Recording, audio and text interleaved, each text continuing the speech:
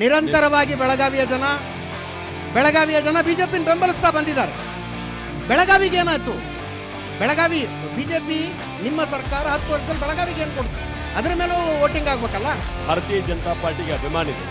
ಯಾಕಂತಂದ್ರೆ 1998ರವರೆಗೆ ಯಾವಾಗ ದೇಶಕ್ಕೆ ಸ್ವಾತಂತ್ರ್ಯ ಸಿಕ್ತು ಅವತ್ತಿನಿಂದ 98ರ ಅವಧಿಯವರೆಗೆ ಈ ಲೋಕಸಭೆಯನ್ನ ಆಳಿದವರು ಯಾರು? ಕಾಂಗ್ರೆಸ್ ಪಾರ್ಟಿನೇ ಇತ್ತು ಅಧಿಕಾರದಲ್ಲಿ. ಆದ್ರೆ ಅವತ್ತಿನ ತನಕ ಏನೂ ಮಾಡ್ಲಿಕ್ಕೆ ಆಗ್ಲಿಲ್ಲ ಅವ್ರ ಕಡೆಯಿಂದ. ಇಲ್ಲಿಯ ಅನೇಕ ಜನ ಮಂತ್ರಿಗಳಾಗಿ ಹೋದ್ರು, ನಾವು ಅವ್ರ ಹೆಸರು ಉಲ್ಲೇಖ ಮಾಡೋದಿಲ್ಲ. ಅವ್ರು ಯಾರು ಏನೂ ಮಾಡ್ಲಿಕ್ಕೆ ಆಗ್ಲಿಲ್ಲ ಕ್ಷೇತ್ರಕ್ಕೆ.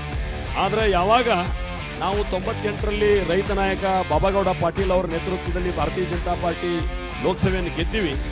ಅದಾದ್ಮೇಲೆ 4 ಸಲ ಸುರೇಶ್ ಅಂಗಡಿ ಅವರು ಈ ಲೋಕಸಭೆಗೆ ಗೆದ್ರು ಮತ್ತು ಕೇಂದ್ರ ರೈಲ್ವೆ ಸಚಿವರಾದರು. ಅದಾದ ನಂತರ ಅವರ ಶ್ರೀಮತಿ ಮಂಗಳಾ ಅಂಗಡಿ ಅವರು ಗೆದ್ರು. ಒಟ್ಟು 6 ಬಾರಿ ನಾವು ಈ ಕ್ಷೇತ್ರದಲ್ಲಿ ಗೆದ್ದಿದ್ದೀವಿ. ಬರೀ ಸಿಂಗಲ್ ಟ್ರ್ಯಾಕ್ ಇತ್ತು, ನಮ್ಮ ರೈಲ್ವೆ ಸಿಂಗಲ್ ಟ್ರ್ಯಾಕ್ ಇತ್ತು. ನಾವು ಆ ಡಬಲ್ ಟ್ರ್ಯಾಕ್ ಮಾಡಿದ್ದೀವಿ. ಆಮೇಲೆ ರೈಲ್ವೆ ಕಲ್ಲಿದ್ದ ಮೇಲೆ ಓಡ್ತಿತ್ತು. ಈಗ ನಾವು ಅದನ್ನ ಎಲೆಕ್ಟ್ರಿಕ್ ಟ್ರೈನ್ಗಳನ್ನು ಮಾಡಿದ್ದೀವಿ. ನಾವು ಅನೇಕ ಹೊಸ ಟ್ರೈನ್ಗಳನ್ನು ಬಿಡ್ತಾ ಇದ್ದೀವಿ. ನಮ್ಮ ವಿಮಾನ ನಿಲ್ದಾಣ, ಬೆಳಗಾವಿ ವಿಮಾನ ನಿಲ್ದಾಣ ಯಾವುದೋ ಹಳೆ ಕಾಲದೊಳಗಿದ್ದಂಥ ವಿಮಾನ ನಿಲ್ದಾಣವನ್ನ ಇವತ್ತು 2 ಬಾರಿ ಆ ಟರ್ಮಿನಲ್ ಅನ್ನ ನಾವು ಡೆವಲಪ್ಮೆಂಟ್ ಮಾಡಿದ್ದೀವಿ. ಇತ್ತೀಚೆಗೆ ಸುಮಾರು 400 ಕೋಟಿ ರೂಪಾಯಿಯಷ್ಟು ನಾವು ಶಾಂಕ್ಷನ್ ಮಾಡ್ಕೊಂಡಿವಿ. ಆ ಟರ್ಮಿನಲ್ ಉದ್ಘಾಟನೆ ಮಾಡಲಿಕ್ಕೆ ಹೊಸ ಪ್ರಾಜೆಕ್ಟ್ ಅನ್ನು ತಗೊಂಡಿದ್ದೀವಿ.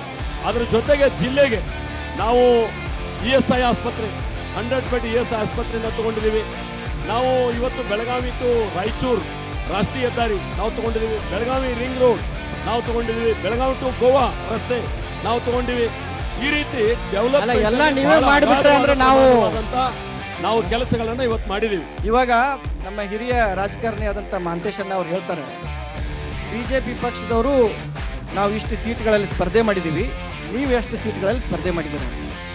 ನಾನು ಅವ್ರನ್ನ ಕೇಳಲಿಕ್ಕೆ ಬಯಸ್ತೇನೆ, ಒಂದು ವೇಳೆ ನೀವು ಸ್ಪರ್ಧೆ ಮಾಡಿದಂಥ only on the symbol of your party ನಿಮಗೆ ಸೆಲ್ಫ್ ಮೆಜಾರಿಟಿ ಬರಲಿಲ್ಲ ಅಂತಂದರೆ ನೀವು ಮಿತ್ರ ಪಕ್ಷಗಳ ಸಹಾಯ ತಗೊಳ್ತಿದ್ರ ಇಲ್ವಾ ಅದನ್ನೊಂದು ಸ್ಪಷ್ಟನೆ ಮಾಡಬೇಕು.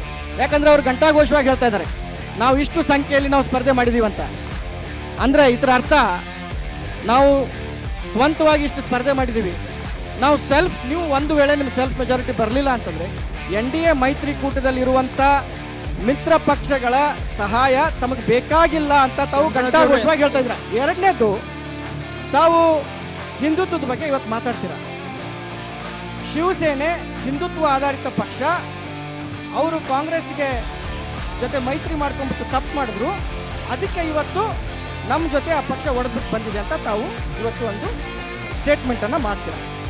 ತಮಗೆ ನಾನು ಕೇಳಲಿಕ್ಕೆ ಬಯಸ್ತೀನಿ, NCP is a Hindutva based party or it's a secular party? ಒಂದು, JDS ಇನ್ ಕರ್ನಾಟಕ ಅದು ಹಿಂದುತ್ವ ಬೇಸ್ಡ್ ಪಾರ್ಟಿಯ ಒಂದು ಸೆಕ್ಯುಲರ್ ಪಾರ್ಟಿನ?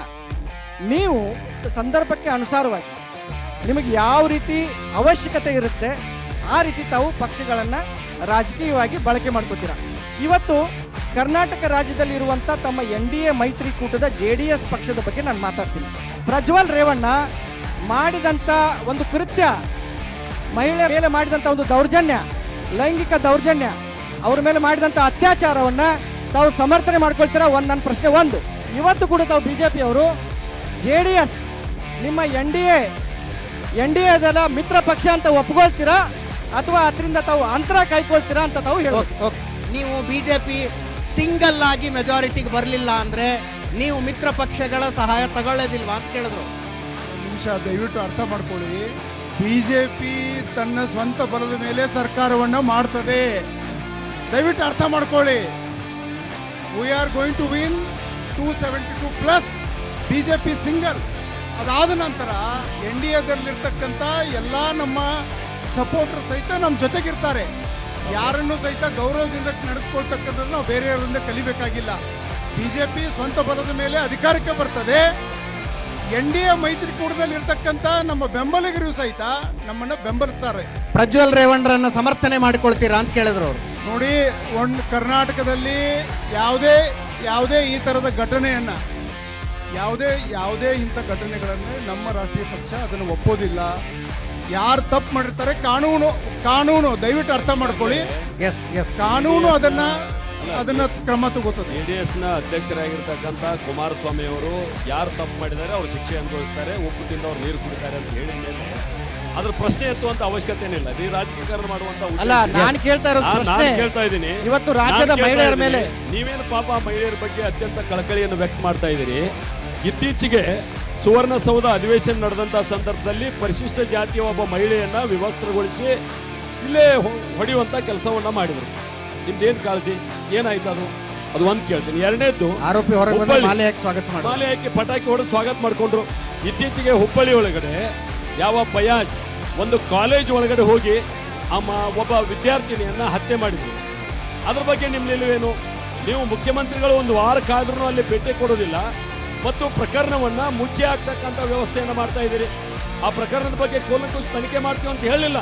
ನಿಮ್ಮದೇ ಪಕ್ಷದ ಒಬ್ಬ ಕಾರ್ಪೊರೇಟರ್ ಮಗಳವರು, ನಿಮ್ಮ ಪಕ್ಷದ ಒಬ್ಬ ಕಾರ್ಯಕರ್ತನಿಗೆ ರಕ್ಷಣೆ ಕೊಡ್ಲಿಕ್ಕೆ ಆಗ್ಲಿಲ್ಲ, ನೀವೇನು ಮಹಿಳೆಯರ ಬಗ್ಗೆ ಹೇಳೋದು? ನಿಮ್ಮ ಕಾಂಗ್ರೆಸ್ಸಿನ ಕಾರ್ಪೊರೇಟರ್ ಮಗಳ ಮೇಲೆ ಆಗಿರ್ತಕ್ಕಂಥ ಒಂದು ಹಲ್ಲೆ ಮತ್ತು ಕೊಲೆ, ಈ ಸಂದರ್ಭದಲ್ಲಿ ನೇರವಾಗಿ ಮುಖ್ಯಮಂತ್ರಿಗಳು ಘಟನೆ ಆದ ತಕ್ಷಣ ಹುಬ್ಳಿಗೆ ಬರ್ಬೋದಿತ್ತಲ್ಲ, ನೇರವಾಗಿ ನೀವೊಂದು ಹೇಳಿಕೆ ಮಾಡಬಹುದಾಗಿತ್ತು.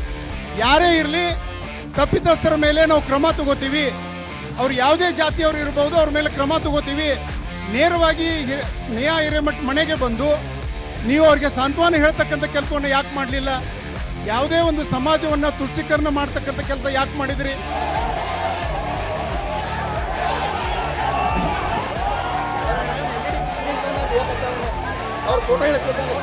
ನೀವು ಅಲ್ಲಿಂದ ಹೊರಗಡೆ ಇರ್ಬೇಕು, ಅಲ್ಲಿಂದ ಹೊರಗಡೆ ಇರ್ಬೇಕು. ದಯವಿಟ್ಟು ಅಲ್ಲಿಂದ ಹೊರಗಡೆ,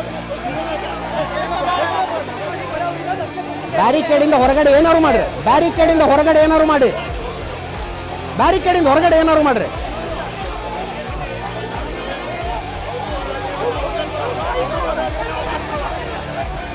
ಚಂದ್ರಜರ್ ಬರ್ರಿ, ನೀವು ಮೇಲೆ ಬರ್ರಿ, ಮೇಲೆ ಬರ್ರಿ.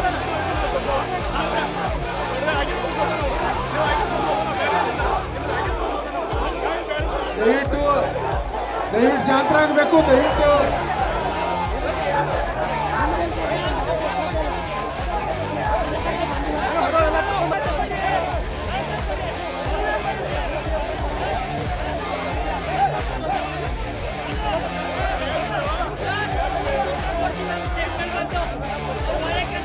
ಇದು ಒಳ್ಳೆ ಚರ್ಚೆ ಆಗ್ಬೇಕಾಗ್ಯದ.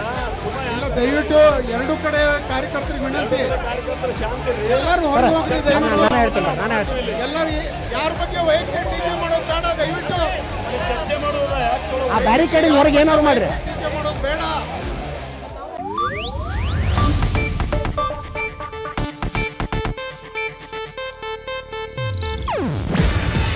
ಇದು ಏಷ್ಯಾನೆಟ್ ನ್ಯೂಸ್ ನೆಟ್ವರ್ಕ್ ಪ್ರಸ್ತುತಿ. ನೀವು ನೋಡ್ತಿದ್ದೀರಾ ಏಷ್ಯಾನೆಟ್ ಸುವರ್ಣ ನ್ಯೂಸ್.